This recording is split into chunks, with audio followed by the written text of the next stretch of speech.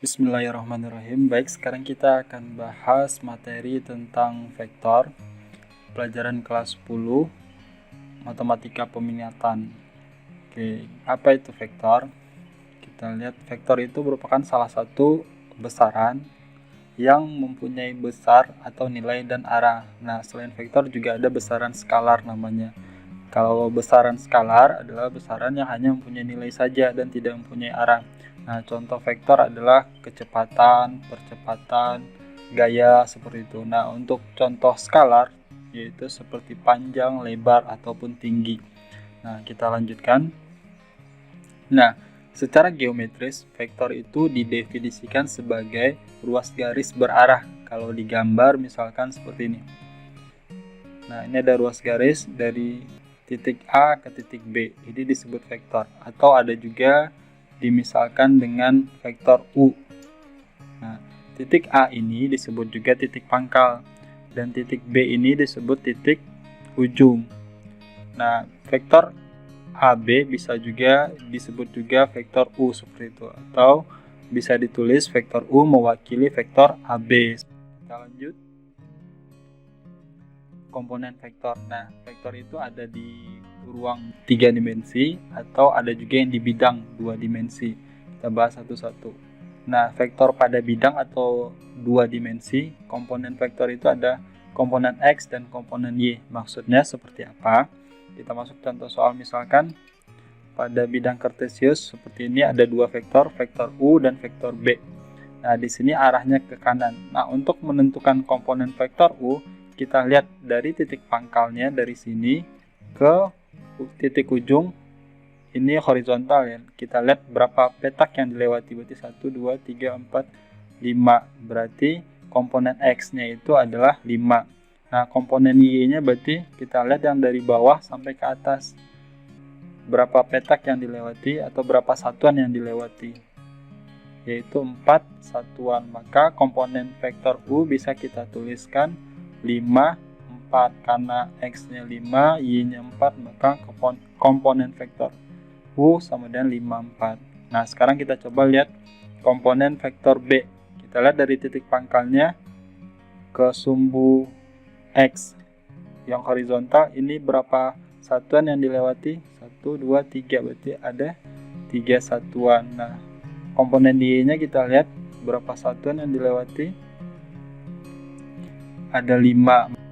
Berarti bisa kita simpulkan komponen vektor B itu min 3 dan 5. Kenapa min 3? Karena di sini arah dari sumbu X ini bergerak dari kanan ke kiri. Karena arahnya ke kiri, maka tandanya negatif.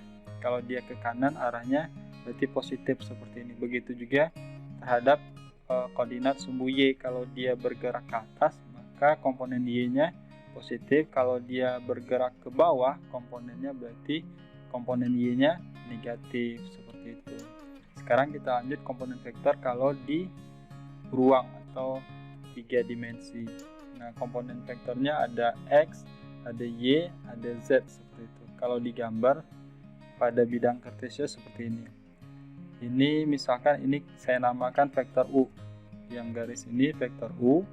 Maka bisa kita simpulkan komponen vektor U ini nilai X-nya berarti ini nilainya 1, nilai Y-nya berarti yang di atas 2, nilai Z-nya sama dengan 1. Maka komponen vektor U-nya bisa kita tulis 1, 2, 1. Seperti itu komponen vektor. Sekarang kita lanjut ke jenis-jenis vektor.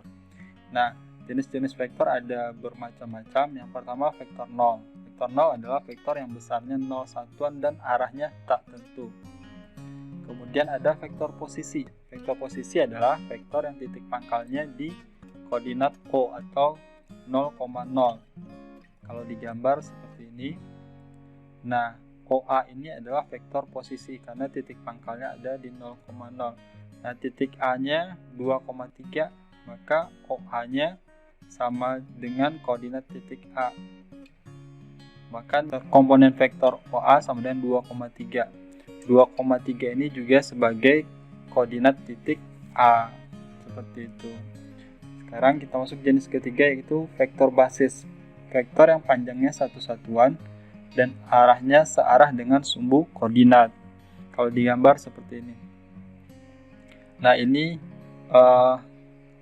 saya ambil contoh di sumbu kartesius x, y, z ya. Nah, yang x, vektor basis yang searah dengan sumbu x dinamakan vektor i.